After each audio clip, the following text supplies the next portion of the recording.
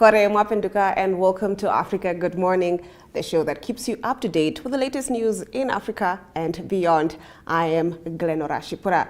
Getting into what you can expect in today's broadcast, Botswana proposes law for locals to acquire 24% stake in mines. Sierra Leone court finds 11 involved in alleged coup guilty, and 12 Gauteng high school girls are suspended over alleged racist WhatsApp chat. We'll also be talking to Taled Ngore, who'll be filling us in on the latest news in Zimbabwe.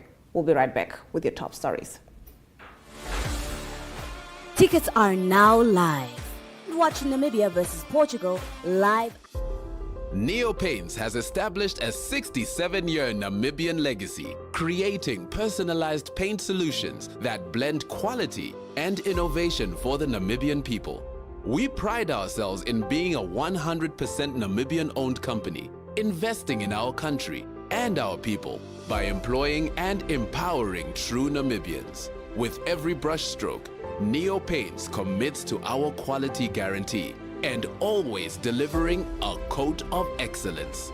At Neo Paints, we always stay true to our country.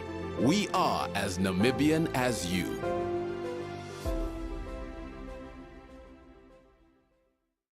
Welcome to Namibia, where adventure meets tranquility.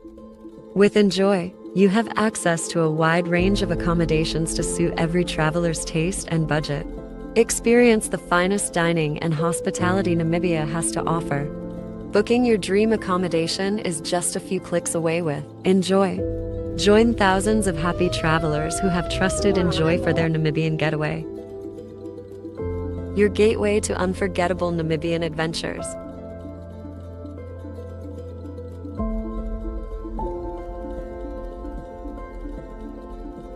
Visit us today at enjoy.my.na.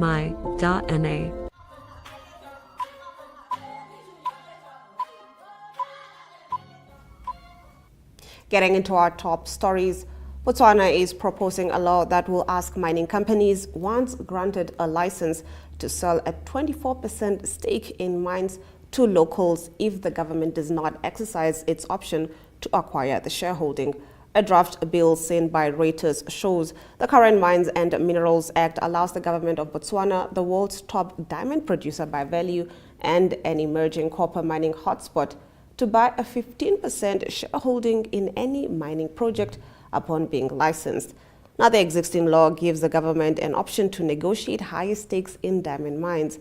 The government has, however, foregone that option in all recent mining transactions, including Lucara's acquisition of Karuwe Diamond Mine, the purchase of Kumakau Copper Mine by China's MMG, and the recently opened Motheo Copper Mine owned by Australia's Sandfire, where government does not exercise its option of acquiring a 15% working interest upon granting of a mining license. The holder shall use his best endeavor to dispose the 24% stake to citizens or citizen-owned companies, reads the Mines and Minerals Amendment Bill due to be tabled in Parliament by Mines Minister Lefoko Moahi. Moahi has previously said the government was proposing that funding for Botswana to acquire the stakes could be sourced from the country's pension funds. The pension funds have recently been asked through a change in law to reduce the amount of funds invested offshore from 65% to 50% over the next 3 years. The government, through the state-owned minerals development company Botswana, has equity stakes in Botswana Diamond Company, 50%, the BS 15%, Murapule Coal Mine 100%, and indirectly in Coal Miner Minergy Limited through convertible debt advance to the mine. Getting to our next story, a Sierra Leone court found 11 people guilty of treason and other offenses following what authorities have called an attempted coup, with the elitists sentenced to almost 200 years in prison, a judiciary spokesman said on Tuesday. In November, dozens of gunmen broke into the country's armory and into a prison where the majority of the more than 2,000 inmates were freed. The clashes left 18 security forces dead. Authorities at the time said they arrested around 80 suspects and a dozen were charged in January, including former President Ernest Boakorama, later granted medical leave. The man accused of leading the attack, Amadou Koita Makalo, was sentenced on Monday to 182 years in prison on charges of treason, murder, and shooting with intent to murder. The judiciary spokesperson Moses Lamin Kamara told the press. Makalau is an ex-bodyguard of Korama and has been a vocal critic of the current president, Julius Maada Bio, on social media. The other 10 were also found guilty of treason and murder and received lengthy prison sentences ranging from 30 to 112 years. Although official retired from politics, Korama remains an influential figure within his political party. Moving over to South Africa, pupils from Pretoria High School for Girls have been suspended after the discovery of alleged inflammatory text messages. The Gauteng Department of Education confirmed the school governing body had suspended 12 girls after allegations of racism were leveled against them. The messages were brought to the attention of adults as tension boiled over before a protest scheduled at the school. The conversation allegedly included racial commentary about the ongoing dissatisfaction among black learners regarding issues they face at the school, alluding to these issues being insignificant, explained GDE spokesperson Steve Mabona. The allegations against the white pupils include creating an ethnically exclusive WhatsApp group where they allegedly shared racial microaggressions about other pupils. Additionally, accusations were made against the principal for not taking action when informed of the alleged racism. The school's management has also been accused of allowing bullying incidents to go unpunished, giving preferential treatment to white pupils, and not applying the school's code of conduct equally. The district has launched an investigation to probe all mentioned allegations, especially against school employees, accordingly, confirmed Mabona. Mabona noted how the messages in question were similar in tone to those during a black hair protest in 2016 at the same school.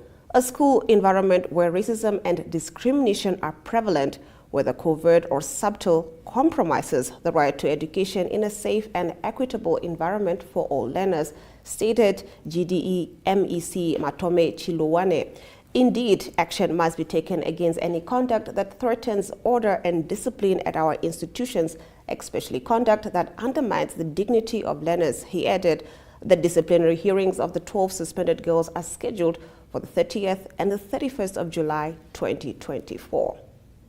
Swinging over to East Africa, Kenyan President William Ruto on Wednesday nominated 4 members of the main opposition party to a new broad-based cabinet that he promised in response to nationwide protests.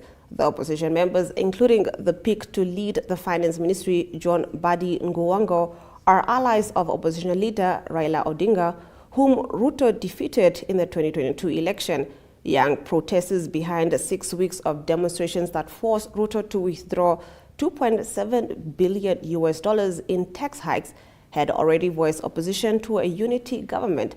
They said a deal between the rival camps would only perpetuate a tradition of leaders co-opting the opposition with jobs and perks while the population sees no benefits.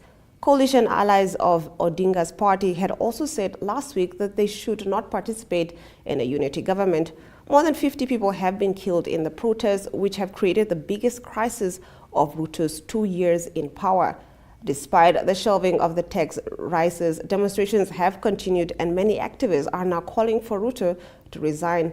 Besides the 4 opposition members, Ruto named 5 members of the cabinet he dismissed earlier this month in response to protesters' demands.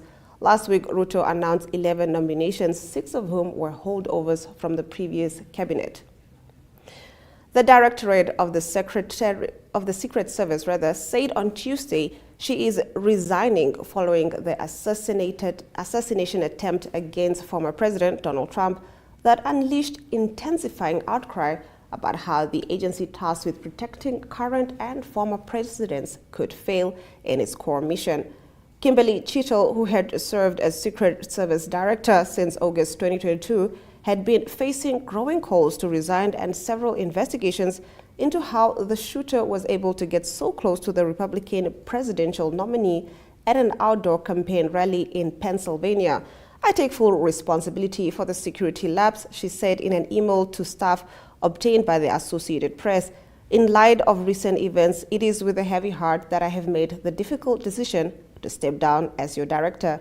Chittle's departure was unlikely the end of the scrutiny of the long-troubled agency after the failures of July 13th, and it comes at a critical juncture ahead of the Democratic National Convention and a busy presidential campaign season.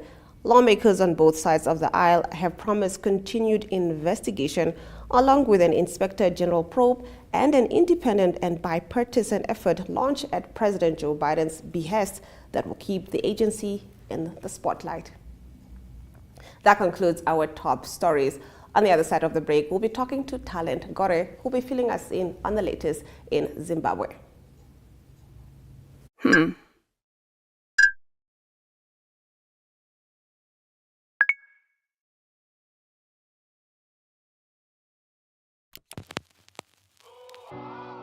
E-Ticket, your online ticket solution for events and event marketing, bringing you ease of mind and making sure that your event gets out there.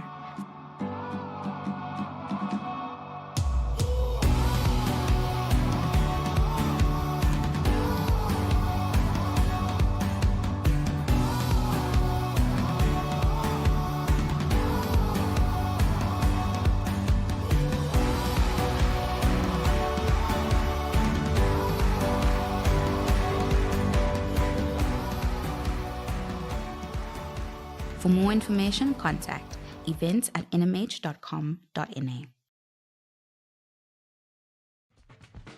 Welcome to My.NA Cars, your ultimate destination for everything automotive. I am your host, Diana Master. Teamwork makes the dream work, right? Discover the latest models, innovative technologies, and expert insights from our passionate hosts. Learn essential maintenance tips and get exclusive behind-the-scenes access to the automotive industry. Don't miss My.NA Cars on NTV every Thursday at 2100 hours. Tune in and ignite your passion for automobiles.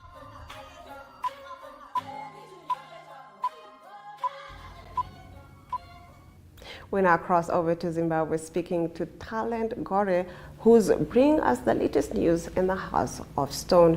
Good morning, Talent.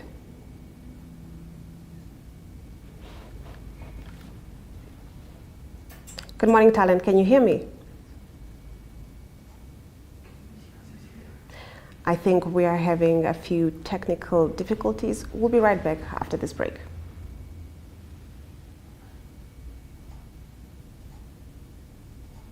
Welcome to Namibia, where adventure meets tranquility. With Enjoy, you have access to a wide range of accommodations to suit every traveler's taste and budget. Experience the finest dining and hospitality Namibia has to offer. Booking your dream accommodation is just a few clicks away with Enjoy. Join thousands of happy travelers who have trusted Enjoy for their Namibian getaway. Your gateway to unforgettable Namibian adventures.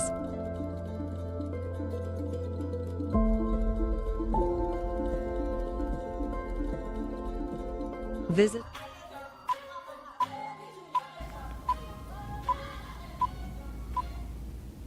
Let's try Talent once more. Good morning, Talent. Good morning, Glenora and Africa. Good morning. All right, getting right into your first story.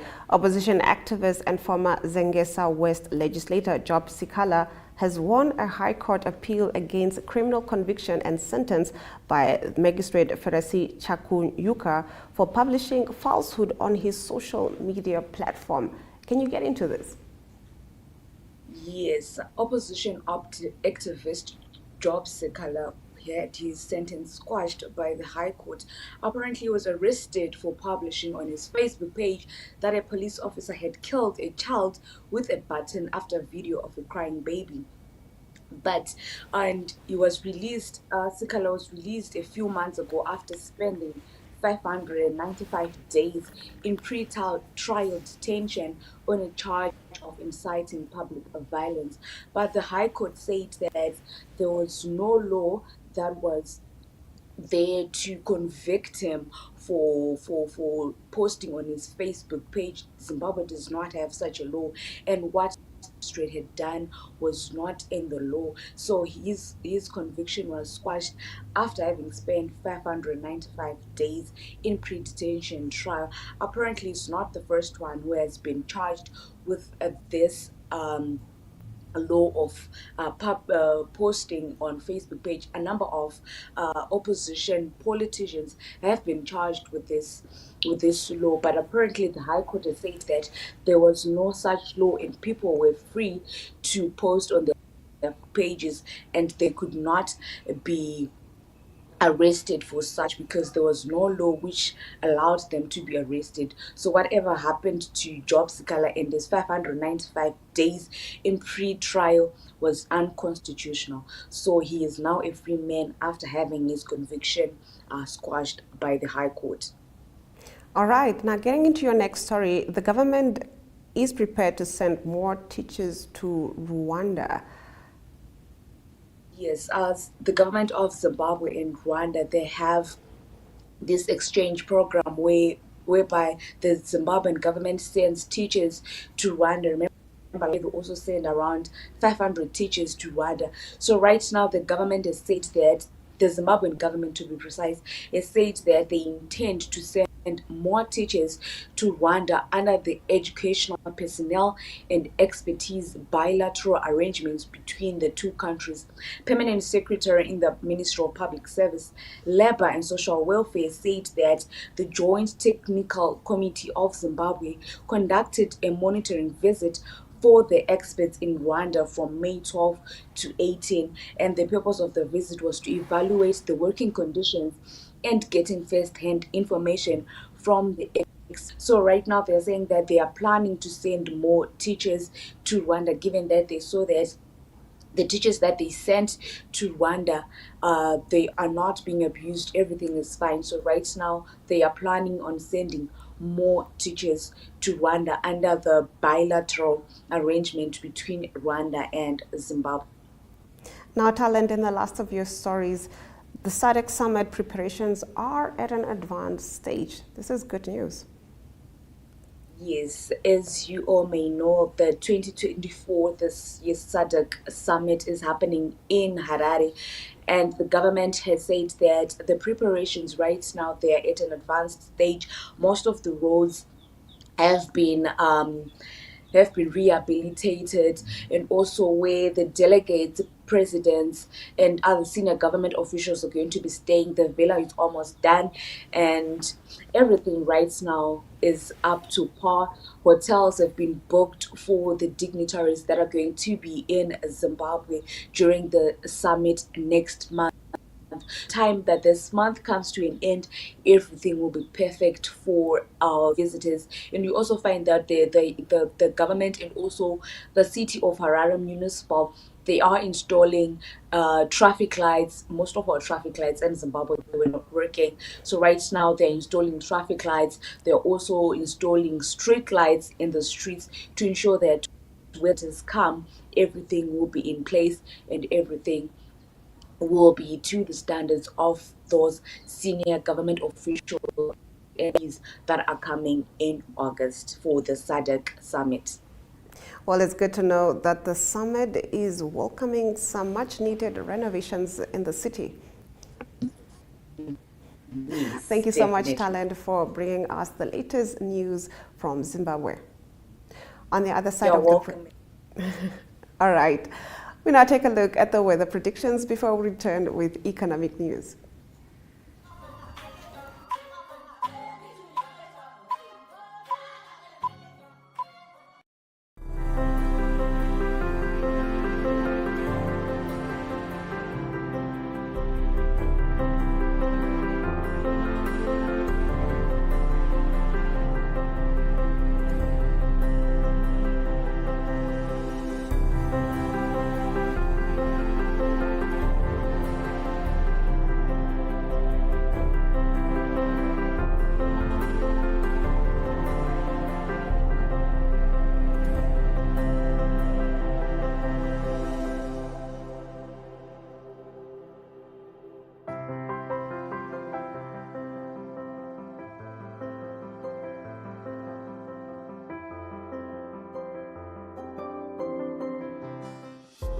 Neo Paints has established a 67-year Namibian legacy, creating personalized paint solutions that blend quality and innovation for the Namibian people.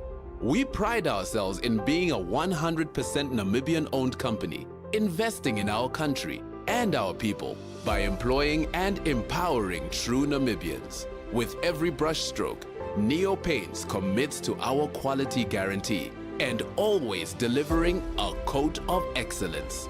At Neo Paints, we always stay true to our country. We are as Namibian as you.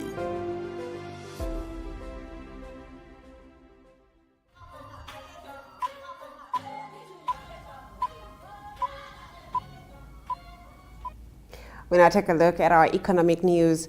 Unofficial Libyan banknotes have been exchanged for real dollars and contributed to the dinar's devaluing. Three sources familiar with the matter told Reuters, adding that some notes were printed by Russia and exported to eastern Libya this year, while others were printed illicitly within Libya. The new banknotes have been described as counterfeit by the Central Bank of Libya in Tripoli, but are being changed into hard currency on the black market or through local banks, according to a source in Libya's eastern government, a Libyan banking source, and a diplomatic source. The money has been used to fund infrastructure projects in the east following last year's devastating floods, the eastern government source and the banking source said. The money may also be used to finance Russian mercenary activities in Libya and the Sahel, the democratic source said. Now, Russia's role in the infusion of new banknotes into Libya was flagged to Reuters by the Sentry, an international investigative and policy group focused on corruption and war crimes. Neither the Tripoli-based Central Bank of Libya nor its branch in Benghazi responded to requests for comments from Reuters. Getting into our next story, on Tuesday, the CEO of NamWater, Abraham Nehemiah, officially signed a contract with China Jiangxi International for the extension and upgrade of the Otapi water treatment works in Namibia. The ceremony held at NamWater headquarters marks the commencement of a $123 million Namibian project aimed at enhancing water supply in the region. Let's take a look. Treatment plants both at Olushanja, at Otapi and at Ogongo, and both Oshakati, they have really become smaller than the actual demand. So they all need either to be expanded or replaced or whatever. And that's how it led to this project that we are really signing today. That's for the Otapi water treatment plant. Look at the whole area of Ompalantu and those areas in the surrounding.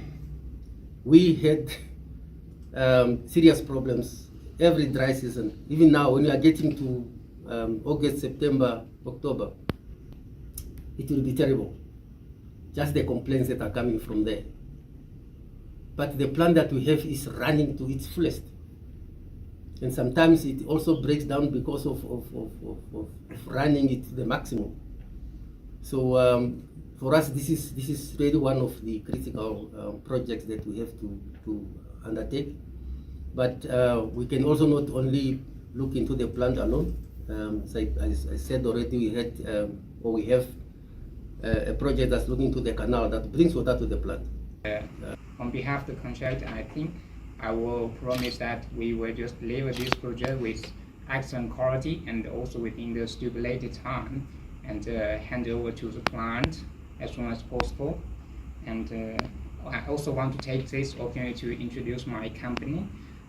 China Jiangxi has been in Namibia for more than 20 years. I think we have advanced experience, especially in building and that pipeline as well. And that brings us to the end of the broadcast. Thank you for tuning in on this beautiful Thursday morning. From me, Glenn Rashipura. Until next time.